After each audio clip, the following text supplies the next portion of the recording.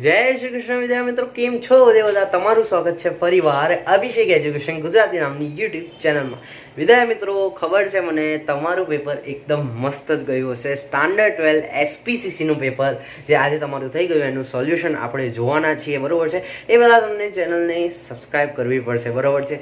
Like કરવી પડશે, share પણ કરવી પડશે, બરાબર છે. ખાલી જોઈને જશો તો મજા નહીં આવે હા યાર, આ ગલત વાત છે, બરાબર. તો ઝડપથી સબસ્ક્રાઈબ કરી દો, બરાબર છે. આપણે જોઈએ છીએ સ્ટાન્ડર્ડ 12 એસપીસીસીનું બોર્ડની એક્ઝામનું પેપર સોલ્યુશન. તો ચાલો શરૂઆત કરીએ.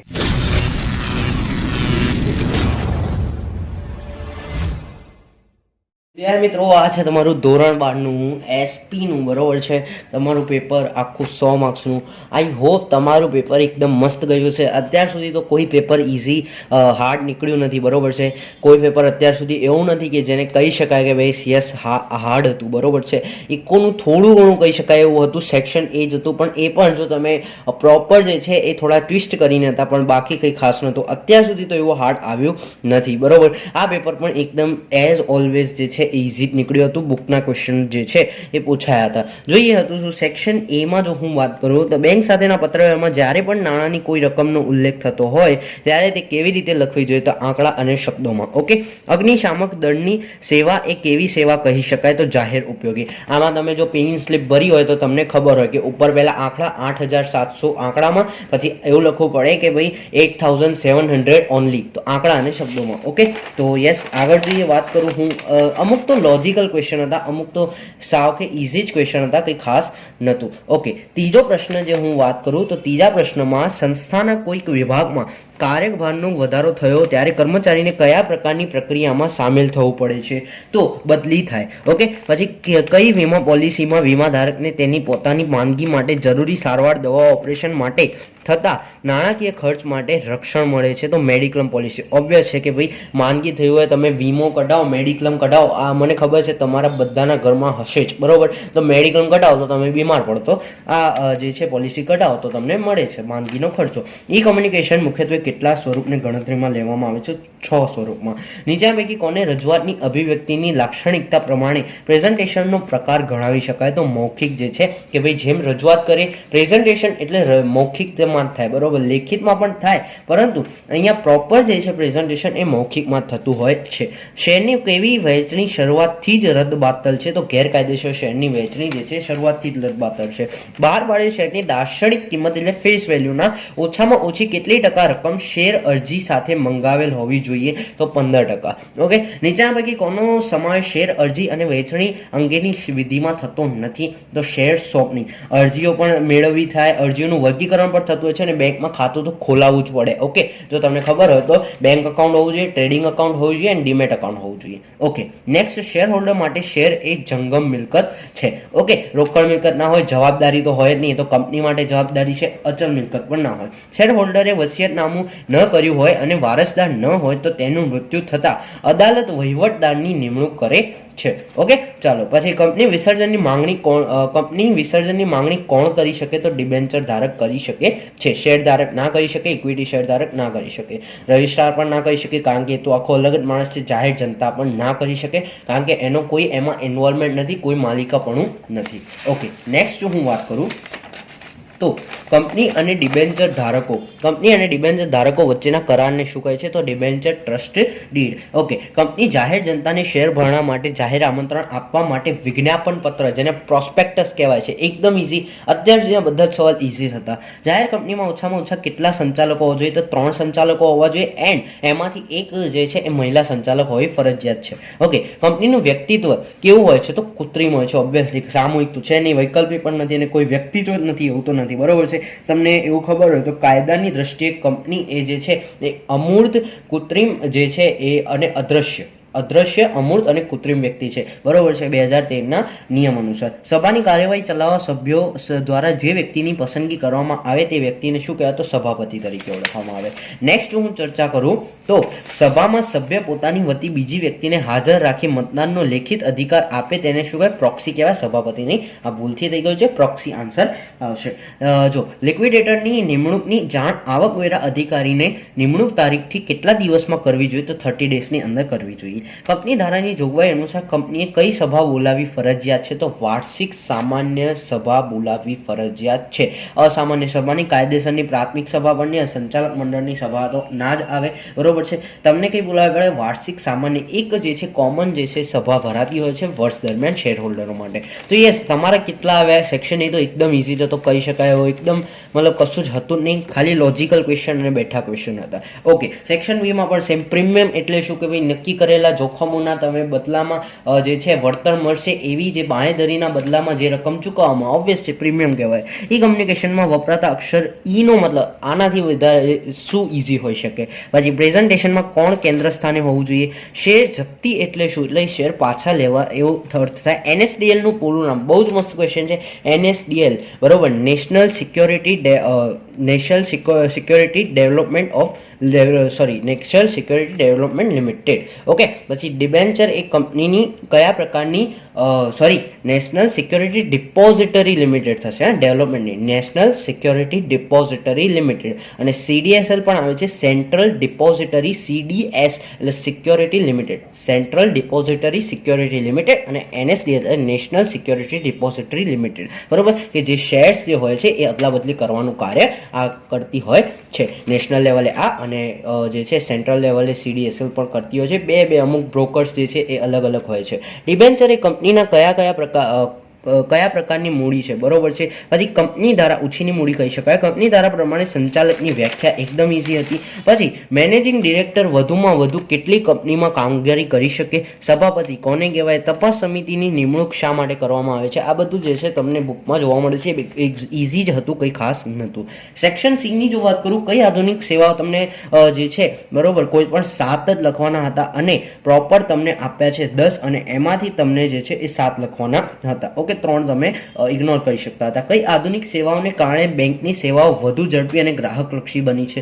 એકદમ ઇઝી સવાલ હતો, તમારો બુકનો હતો. સામાન્ય રીતે કઈ બાબતો માટે સરકારી વિભાગો સાથે પત્રવ્યવહાર કરવાની જરૂરિયાત વેપારી પેઢીઓને પડતી હોય છે? તો એવી જરૂરિયાતો જે છે કે વેપારી પેઢીને સરકારી વિભાગો સાથે કઈ કમ્પ્લેન્ટ્સ હોય, બરોબર છે, કઈ જરૂરિયાતો હોય એ અહીંયા લખવાની હતી. પરિપત્રના કાર્યો આને તમે ઇગ્નોર કરી શકતા હતા. જો અહીંયા મેં જે ટીક કર્યા છે ને એના સિવાયના તમે જે છે એ ઇગ્નોર કરી શકતા હતા, પણ એ પણ ઇઝી જ હતા, કંઈ ખાસ નહોતા. સેબીની માર્ગદર્શિકા મુજબ શેર અરજીનું વર્ગીકરણ કેવી રીતે કરવું જોઈએ? સેબી એટલે તમને બધાને ખબર છે, security exchange board of India. Okay, SEBI કે જે જેમ કે RBI જે છે રેગ્યુલેટર કહી શકાય, સેબી એ રેગ્યુલેટર કહી શકાય, RBI બેંકનું રેગ્યુલેટર, એડા જે છે એ ઇન્સ્યોરન્સનું રેગ્યુલેટર, તેમ stock market, share market, financial market, capital market, આ જે કહો તમે એનું રેગ્યુલેટર સેબી છે. શેર સોંપણીના સંજોગો, બરોબર, એ પણ ઇઝી જ હતું. ડિબેન્ચર ટ્રસ્ટ ડીડમાં કઈ વિગતોનો સમાવેશ છે? જો આગળ તમને સવાલ આવી ગયો, બરોબર છે, આ ડિબેન્ચર ટ્રસ્ટ ડીડને લગતો કે કંપની અને ડિબેન્ચર ધારકો વચ્ચેના કરારને શું કહેવાય? Debenture trust did. હવે આ ડિબેન્ચર ટ્રસ્ટ ડીડમાં કઈ વિગતોનો સમાવેશ કરવામાં આવે? તો જો આમાં તમારું જે છે એ બરોબર તમારા બુકમાં આપેલું છે એ લખો તો ચાલે, બટ એના અલાવા જો તમે જાતે પણ લખ્યો છે કે ભાઈ ડિબેન્ચર શું હોય તો તમને બેઝિક ખબર છે, તો ડિબેન્ચરને આધારે તમે લખી શકો કે ભાઈ ડિબેન્ચર કેટલા વર્ષનું હશે, એની સમયગાળો, એનું વ્યાજ, એનું રિટર્ન, ઇન્ફ્લેશન રેટ એટલે કે ઇન્ફ્લેશન એટલે ફુગાવો, બરોબર, આ બધી જ વસ્તુઓ એમાં સમાવેશ થાય છે. સ્ત્રી સંચાલકની નિમણૂક જે છે, આ રહી ગયું. ગૌણ કંપની કયા સંજોગોમાં શાસક કંપનીનું સભ્યપદ પ્રાપ્ત કરી શકે? ગૌણ કંપની અને શાસક કંપનીનો ડિફરન્સ તમને ખબર છે. શાસક કંપની એટલે અન્ય કંપનીમાં 50%થી વધુ હોલ્ડિંગ ધરાવતી હોય. જો એક્ઝામ્પલ આપું તમને, જુબિલન્ટ ફૂડવર્ક્સ એ ડોમિનોઝ કંપનીના 50%થી વધુ શેર્સ ધરાવે છે. એનો મતલબ એવો થયો કે જુબિલન્ટ કંપની જે છે એ શાસક કંપની થાય, જુબિલન્ટ ફૂડવર્ક્સ શાસક કંપની અને ડોમિનોઝ ગૌણ કંપની. હવે શું કીધું? ગૌણ કંપની કયા સંજોગોમાં શાસક કંપનીનું સભ્યપદ પ્રાપ્ત કરી શકે? તો એ પણ તમને બુકનો જતો ઇઝી હતો. સ્ત્રી સંચાલકની નિમણૂક ક્યારે જરૂરી છે? એ પણ ઇઝી હતો. સભાના હેતુઓને આ તમે ઇગ્નોર કરી શકતા હતા. કંપનીને ફરજામાં લઈ જવાના કારણો, ઘણા કારણો હોઈ શકે છે, પોતે પણ તમે લખ્યું હોય તો ચાલશે. શેર હપ્તાના અંગેની સેક્રેટરીની ફરજો, શેરની ફરજિયાત ફેરબદલીની વિધિ જણાવો. શેરની ફરજિયાત ફેરબદલી, બરોબર, એ થવી જ જોઈએ, જેને લિક્વિડિટી તરીકે ઓળખવામાં આવે છે. જો તમે પ્રોપર એક્સપિરિયન્સ કર્યો હોય શેર્સનો તો તમને ખબર હશે લિક્વિડિટી કહેવાય કે ભાઈ જે છે ઇન્ફ્રાસ્ટ્રક્ચર હોય, જેમ કે ઘર છે ને તમારી બિલ્ડિંગ છે ને કાર છે, એમાં લિક્વિડિટી ના હોય કે તમે અત્યારે 12 લાગીને 5 મિનિટ થઈ છે, તમે ખરીદી બરોબર બિલ્ડિંગ, અને 12 લાગીને 6 મિનિટ તમે વેચી ના શકો. પરંતુ શેર્સમાં એવું હોય કે 12:05 તમે ખરીદ્યું તો 12:06 તમે વેચી શકો. ઇવન 12:05 અને 20 સેકન્ડ એટલે કે 10 કે 20 સેકન્ડની અંદર પણ તમે ઈચ્છા હોય તો વેચી શકો. તો આ જે છે શેરની ફરજિયાત ફેરબદલે, એને કહેવાય કે ભાઈ ફરજિયાત ફેરબદલી કોને કહેવાય, લિક્વિડિટી શા માટે જરૂરી છે, એની વિધિ શું છે. ઓકે, ડિબેન્ચરના કોઈ પણ 3 પ્રકારો જે છે એ તમે જણાવવાના છે. સલામતીવાળા જણાવ્યા હોય, તમે બિન સલામતીવાળા જણાવ્યા હોય, બરોબર છે, કે ભાઈ રૂપાંતરણીય જણાવ્યા હોય, બિન રૂપાંતરણીય, કોઈ પણ શેર. સભ્ય અને શેર હોલ્ડરનો વચ્ચેનો તફાવત જણાવો, બરોબર છે, સભ્ય અને શેર હોલ્ડર વચ્ચેનો તફાવત. સંચાલકોની નિવૃત્તિ કયા સંજોગોમાં થાય છે. સભાપતિની ફરજો, સભાપતિ વિશે બહુ જ પૂછાયું છે. સ્વૈચ્છિક ખર્ચાના સંજોગો જણાવો. ઈમેલ લખતી વખતે ધ્યાનમાં રાખવી બાબતો, એ તમને એકદમ ઈઝી છે, બુકનો સવાલ છે. શેરની વહેંચણી અંગેની વિધિ જે અહીંયા પૂછાઈ ગઈ, કે ફેરબદલી અંગેની, હવે વહેંચણી અંગેની, એટલે કે સ્ટાર્ટિંગ પોર્શન કંપની જ્યારે આવતી હોય છે ત્યારની વાત છે. શેરના કાયદાકીય હસ્તાંતરણનો અર્થ આપી તે અંગેના સંજોગો જણાવો. કંપનીનું સભ્યપદ કોણ મેળવી શકે, બરોબર છે, તો એ જે છે એકદમ ઈઝી, તમારા બુકનો આન્સર હતો. મેનેજિંગ ડિરેક્ટર, જેને એમડી કહેવાય, અને ડિરેક્ટર વચ્ચેનો સમાવેશ, ઓનલી ડિરેક્ટરનો જે છે તફાવત જણાવવાનો. સામાન્ય ઠરાવ, તેનો હેતુ જણાવો. સામાન્ય ઠરાવ એટલે શું? કંપની દર વર્ષે એક જે છે પોતાનો નિયમ ઘડવા માટે જે ખરડો બહાર પાડે એને સામાન્ય ઠરાવ તરીકે, અને એના હેતુ અલગ અલગ હોય, બરોબર છે, એ પણ તમને આપ્યા છે બુકમાં, ઈઝી છે. બહુ જ મસ્ત મજાના પત્રો જે છે એ તમને આ વખતે પૂછાયા છે. જો પ્રતિક અથવા પ્રતીક્ષા, જે તમે નામ લખો, એટીએમ કાર્ડ ખોવાઈ ગયું છે, તેમના વતી તેમની બેંકને તે અંગેની જાણ કરતો પત્ર લખો અને નવું કાર્ડ મેળવવાની પ્રક્રિયાની જાણકારી. બહુ જ મસ્ત હતો કે ભાઈ બેંક ઓફ ઇન્ડિયા, સપોઝ તમે એવું લખો, બરોબર, ટુ કરીને, અથવા તો ગુજરાતીમાં પ્રતિ કરીને, બરોબર, પ્રતિ ડિરેક્ટર બેંક ઓફ ઇન્ડિયા, બસ આટલું. આ પોર્શન એક તમારું પોર્શન કે ભાઈ તમે કોણ છો એનું તમારું આ, અને જે મેઇન વચ્ચેનું જવા દો, પછી એન્ડિંગ. આ મેઇન વસ્તુ પત્રમાં દેખાતી હોય છે, જોવાતી હોય છે. તમારા વિસ્તારમાં પાણી પુરવઠાની અનિયમિતતા છે જે અંગેની ફરિયાદ કરતો પત્ર તમારે લખવાનું. આપના શહેરના આરોગ્ય વિભાગે આપની શાળામાં કરેલ કોરોના રસીકરણની કામગીરી અંગે પ્રશંસા અને આભાર કરતો. આ તો એકદમ ઈઝી જ હતો. આ પહેલો અને ત્રીજો એકદમ ઈઝી. તો બીજો કહી શકાય કે ભાઈ તમને શબ્દો ના મળે, પરંતુ તો એ પણ ઈઝી જ હતો, બરોબર છે. તમને ખાલી 5 જ પત્રો લખવાના હતા, એમાંથી તમને પૂછાય છે ટોટલ, બરોબર, 4 આગળ છે અને પાછળ છે 3, એમ કરીને 7માંથી તમને 5 પૂછાયા હતા, બરોબર છે. એમાંથી તમે 2 ઇગ્નોર કરી શકતા હતા. કર્મચારીની બદલીને આદેશ કરતો પત્ર. એક કર્મચારી ફરજના સમય દરમિયાન કામના સ્થળ પર હાજર ન રહેતા આ અંગે ખુલાસો માંગતો નોટિસ સ્વરૂપે પત્ર. આ પણ ઈઝી જ હતો. આ બહુ જ મસ્ત પત્ર હતો, મને બહુ જ ગમ્યો આ પત્ર, કે ભાઈ 35 વર્ષીય શ્રી દિલીપભાઈ જોશી 2 વર્ષથી એક કંપનીમાં ઊંચા હોદ્દા પર કામ કરે છે, અને તેઓ તેમને અને તેમના પરિવારને સભ્યોને વીમાને આરક્ષિત કરવા માંગે છે.